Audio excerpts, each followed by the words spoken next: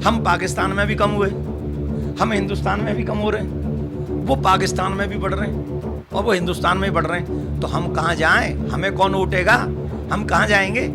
इसलिए कह रहा हूं कि ये देश तभी तक सुरक्षित है जब तक हिंदू बहुसंख्यक है। याचिका डाली हुई है सुप्रीम कोर्ट में कि जनसंख्या नियंत्रण कानून होना चाहिए और सब पे लागू होना चाहिए, और जब तक ना हो तब तक 5-5 के लिए मैं वकालत कल भी कर रहा था, आज भी कर रहा हूं, और आपका कैमरा आगे भी कभी भी आएगा ना तो देव की नंदन हूं भैया, वचन से मुकरूंगा नहीं, जो कह दिया सो कह दिया। कि यदि आपकी सलाह मानी जाए और इस तरह से जनसंख्या अगर बढ़ाई जाए तो महंगाई का ये दौर है, एक आम हिंदू परिवार किस तरह से जीविकोपार्जन कर पाएगा परिवार का? नहीं, आज भी क्या नहीं कर रहा है, अब ये 2 हो तो हो रहा है, 1 भी मत हो तो भी भूखा, फिर भी महंगाई, आटा तो उतना ही रहेगा। 5 हो जाएंगे तो 10-15 साल बाद वो 5 आदमी 10 हाथ होंगे, 10 हाथ होंगे तो कमाएंगे।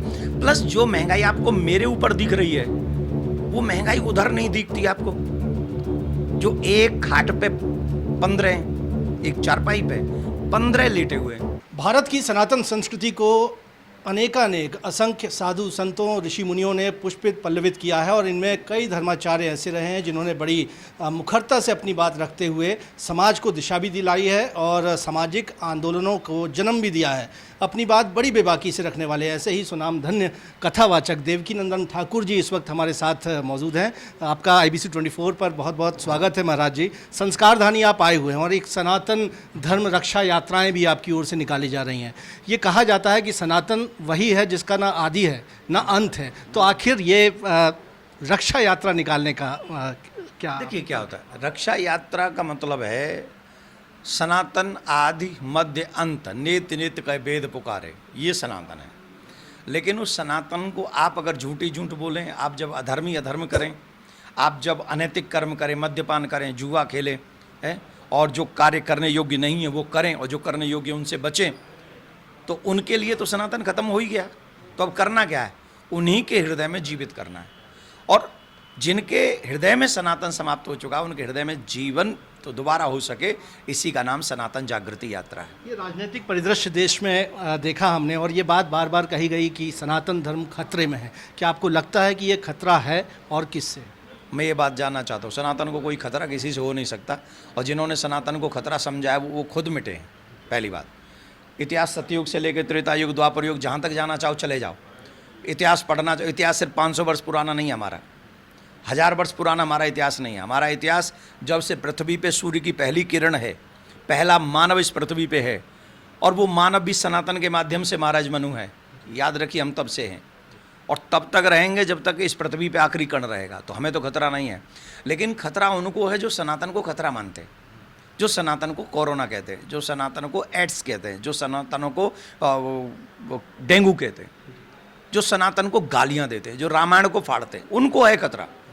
और ऐसे लोगों को जवाब देने के लिए हम सब सनातनियों को अपनी जागृत अवस्था में आना होगा, और अगर हम आएंगे तो निश्चित सनातन पुनः अपना झंडा बुलंद करेगा, और उनको भी समझ में आएगा कि सनातन किसी को दुख नहीं देता, सुख ही देता है। जी, हमने जो बात कही कि बड़ी बेबाकी से आप अपनी बात रखने के लिए जाने जाते हैं, और हिंदुओं को 5 बच्चे पैदा करने वाला जो आपकी सलाह थी उसको लेकर भी चर्चित हैं। लेकिन इस बार हाल ही में जो रिपोर्ट आई है आर्थिक आधार पर जनसंख्या को लेकर, उसके मद्देनज़र इस सलाह को किस तरह से आप आगे? आप मुझे एक बात बता दीजिए, आपको मेरे 5 बच्चों वाले बयान याद हैं, लेकिन जो प्रकृति में दिख रहा है 50 बच्चे, 45 बच्चे, 35 बच्चे और 25 बच्चे, 15 बच्चे, वो कोई आप क्यों नहीं देखते? आपका कैमरा उधर क्यों नहीं जाता भाई?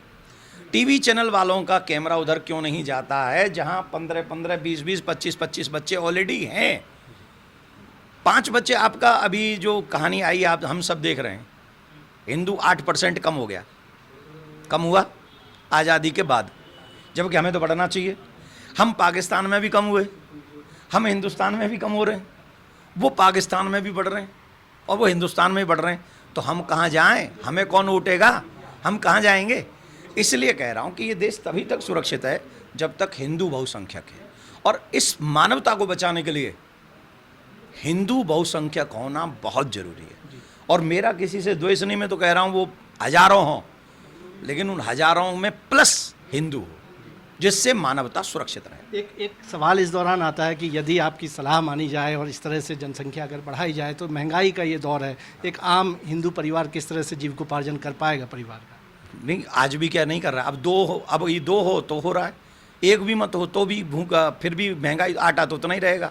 5 हो जाएंगे तो 10-15 साल बाद वो 5 आदमी 10 हाथ होंगे, 10 हाथ होंगे तो कमाएंगे।